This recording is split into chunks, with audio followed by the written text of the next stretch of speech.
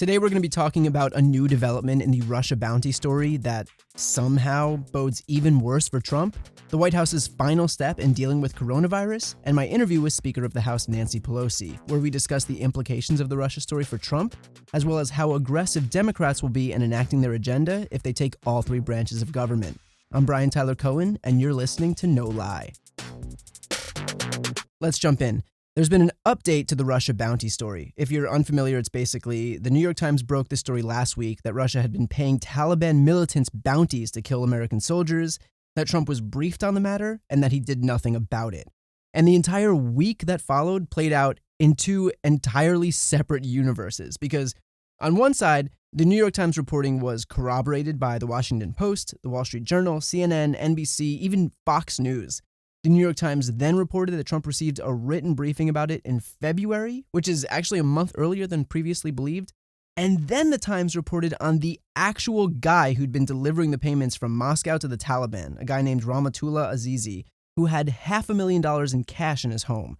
Meanwhile, on the other side, the Trump side, he's saying this. Sir, on the issue of Russia and bounties, if there's ever a scenario in which Russia puts a bounty on U.S. troops, how would you respond? First of all, they'd hear about it, but we never heard about it because intelligence never found it to be of that level where it would rise to that. When you bring something into a president, and I see many, many things, and I'm sure I don't see many things that they don't think rose to the occasion. This didn't rise to the occasion. And from what I hear, and I hear it pretty good, the intelligence people many of them didn't believe it happened at all. I think it's a hoax. I think it's a hoax by the newspapers and the Democrats. It just never happened. Just fake news. We know the guy who delivered the payments and found the cash in his house, and yet Trump is still just digging in his heels and sticking to his story. It's like if you had a tray of cookies and then suddenly they were gone and your kid is sitting there with chocolate on his face and crumbs in his lap and cookies in his mouth. And you're like, did you eat the cookies? And he was like, no. That's basically Donald Trump at this point. Except now pretend that kid has the nuclear codes. That's where we're at. So as I'm sure you can imagine, this hasn't gone over well. You'll hear Speaker Pelosi during our interview discuss this, but veterans groups aren't, over the moon about Trump lying down for Putin on the issue of paying to have our soldiers slaughtered for cash. And so a week after the story first broke, a full week later, finally, we begin to hear an inkling of what would be retribution against Russia. Finally, which is what we're waiting for, right? The Daily Beast reported that senior administration officials have discussed with Trump the idea of, ready for this? Not inviting Putin to the G7 this year. Talk about a punishment. I don't see how Putin recovers from this. Maybe revoking an invitation. Wow. This is the presidential equivalent of one 9-year-old telling another 9-year-old that he can't come to your birthday party anymore. Okay, in case you forgot what this is all in reference to, Russia was paying cash for the Taliban to kill our soldiers, and the commander-in-chief's response, the guy whose job it is to protect our troops, is to maybe consider not inviting the guy onto our soil for an international summit in a group that he was kicked out of in the first place. It used to be the G8. Russia was kicked out when Putin invaded and annexed a sovereign country. That's who Trump is hell-bent on getting back into this group. And even the guy putting cash bounties on our troops' heads isn't enough to seal the deal. They still can't get Trump to commit even to that. According to the Daily Beast report, quote, in the last two instances in recent days when officials or aides have discussed the option of rescinding his offer to Putin, Trump responded by not committing one way or the other. According to the two sources familiar with the matter, he instead quickly pivoted to bashing the media, particularly the New York Times, which broke the news of the bounties. He's not upset that Putin was paying to have our soldiers killed. He's pissed that people found out. Think about that for a minute. The thing that's pissing Trump off in this scenario isn't the part where his buddy over in Russia is orchestrating paid killings of Americans. It's that, now people are going to know. Now people are going to find out that the soldiers I'm supposed to be protecting have bounties on their heads and I didn't do anything about it. So what should happen now? I'm no strategy expert, but maybe we start with, total spitballing here. Telling Putin to not pay to murder our soldiers, for starters, might be a good plan. Maybe you do the bare-ass minimum that being the commander-in-chief calls for and do step number 1. Like, we're not asking Trump to go to war with Russia, right? We're not asking the guy to challenge Vladimir Putin to a duel, but maybe at the very least close Twitter for a full 12 seconds and text the guy, hey, listen about that thing, like, for starters. The craziest part is Trump's whole presidency is branded on the idea that he's a strong man, right? He's tough and threatening and intimidating. But the thing is, he's not. A strong man would use this opportunity to be a strong man, to show how tough he is. The only time Trump beats his chest is when he's hitting down on someone, when he's attacking a marginalized group, immigrants and migrants, LGBT Americans, black people, trans troops. When he thinks his opponent is weak, the guy walks around like Rocky Balboa.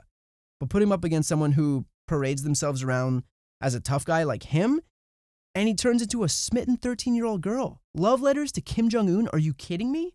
Inviting Filipino President Duterte to the White House, the guy who's known for extrajudicial killings, refusing to even acknowledge Putin placing bounties on our soldiers' heads, and we're supposed to believe Trump is strong? Come on. That's branding. It's packaging. Trump's not strong. Beating up on who you think is the weakest kid on the playground doesn't make you tough. Have we not seen a movie from the last 30 years? Are we really sitting here buying this bullshit pitch that the guy who picks on the kid in a wheelchair is tough? Give me a break. The truth is that Trump had the opportunity to be tough for once, for the right reason, right? To show that he'd be tough in defense of this country. And what'd he do? Nothing.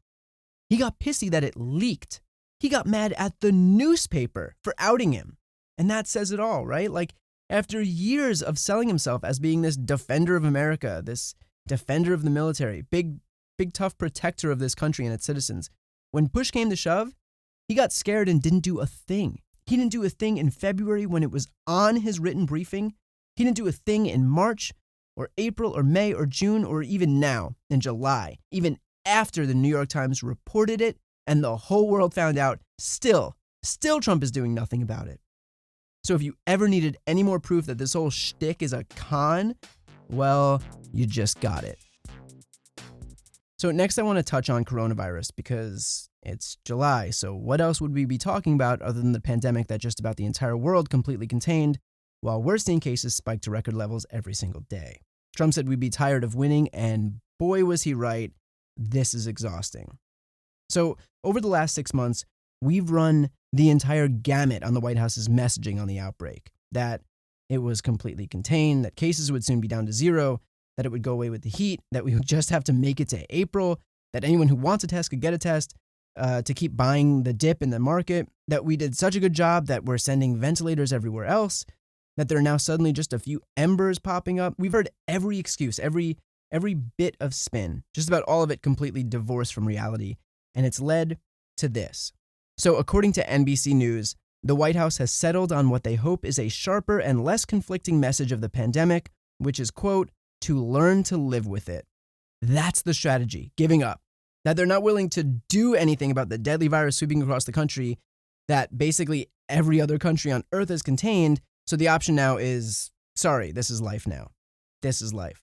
Where most of the country is afraid to go outside, where we can't eat in restaurants, can't see friends and family.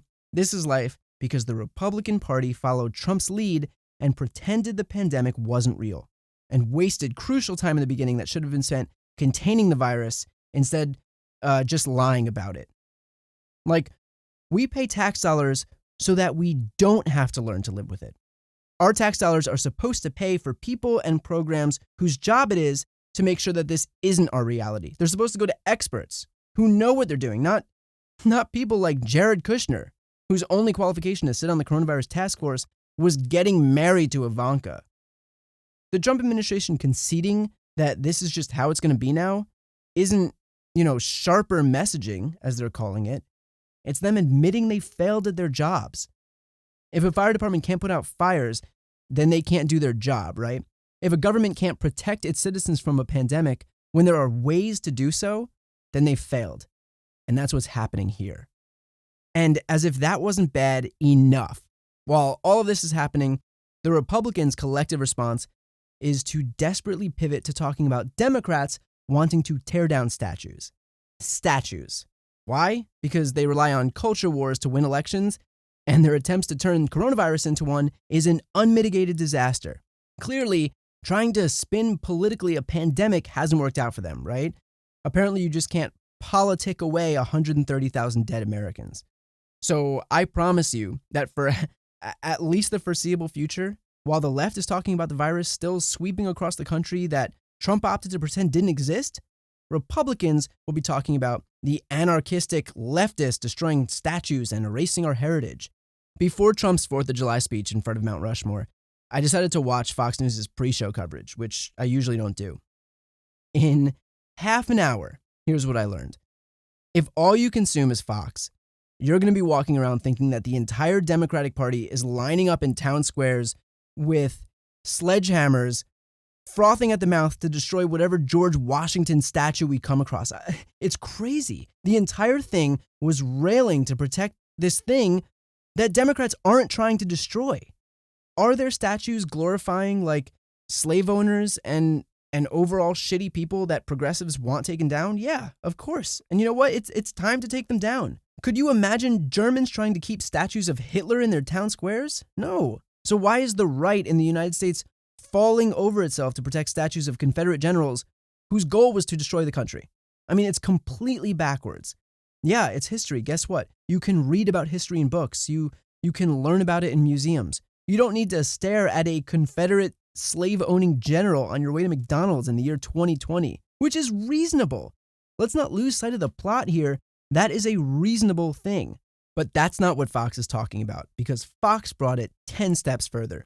Fox spent their entire pre-show coverage whipping their viewers into a frenzy over the idea that the left is angling to destroy every statue, to erase our history, even to demolish Mount Rushmore itself.